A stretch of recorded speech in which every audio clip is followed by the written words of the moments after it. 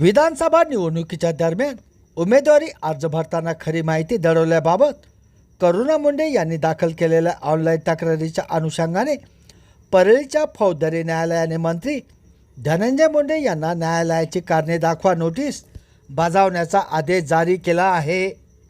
याबाबत 24 फेब्रुवारी 2025 रोजी परळीच्या फौजदारी न्यायालयात सुनावणी होणार आहे।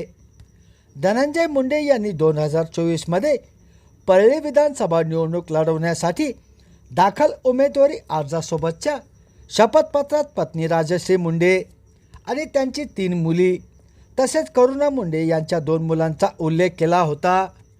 परंतु करुणा मुंडे यांच्या नावावरील मिळकतीबाबत कुठलाही उल्लेख केला नव्हता। त्यांनी वरील खरी माहिती दडवल्याबाबत करुणा मुंडे यांनी बीड येथून परळीच्या फौजदारी न्यायालयात ऑनलाईन तक्रार केली होती।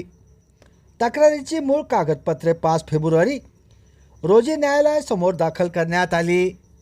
त्यावरून न्यायालयाने वरील प्रमाणे आदेश दिल्याने तक्रारदाराचे वकील चंद्रकांत ठोंबरे यांनी म्हटले आहे। दरम्यान काही दिवसापूर्वीच करुणा मुंडे यांनी माध्यमांशी बोलताना अशीही मागणी केली होती की निवडणूक आयोगाकडे पहिल्या पत्नीबाबतची माहिती लपवल्यामुळे त्यांची आमदारकी रद्द करण्यात यावी। आता याबाबत कोर्टाने देखील धनंजय मुंडे यांना नोटीस बजावल्याने त्यांचा पाय आणखीन खोलात गेला आहे।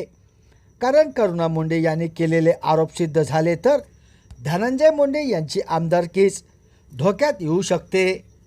लोकप्रतिनिधी कायदा 1951च्या कलम 33 अनुसार खरी माहिती देणे बंधनकारक आहे। खोटी माहिती दिल्यास कलम 125 अनुसार 6 महिने शिक्षेची तरतूद आहे। याबाबत तक्रार करणाऱ्या व्यक्तीला खाजगी तक्रार करण्याचा अधिकार आहे असे पत्रकात म्हटले आहे। काही दिवसापूर्वी फॅमिली कोर्टाने करुणा मुंडे यांनी धनंजय मुंडे यांच्यावर केलेले आरोप कोर्टाने मान्य केले होते। वांद्रे कोर्टात हे प्रकरण सुरू होते। करुणा मुंडे यांनी धनंजय मुंडे विरोधात याचिका दाखल केली होती। त्यानुसार वांद्रेमधील फॅमिली कोर्टाने हा निर्णय दिला। त्यामुळे आता धनंजय मुंडे यांना करुणा मुंडे यांना दरमहा 2 लाख रुपये द्यावे लागणार आहेत। एकीकडे कौटुंबिक पातळीवर अडचणीत सापडलेले धनंजय मुंडे हे दुसरीकडे राजकीय पातळीवर देखील अत्यंत अडचणीत आले आहेत। संतोष देशमुख हत्या प्रकरणी धनंजय मुंडेंचा निकटवर्ती असलेला वाल्मिक कराड याला अटक करून त्याच्यावर मोक्का लावण्यात आला आहे। तेव्हापासूनच धनंजय मुंडेच्या राजीनाम्याची सातत्याने मागणी केली जात आहे।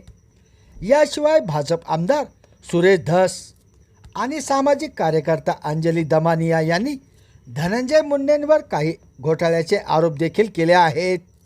यावरून देखील त्यांनी धनंजय मुंडेंच्या मंत्रिपदाची राजीनाम्याची मागणी केली आहे। संभाजीनगर समाचार न्यूज चॅनलसाठी सुनील टाक।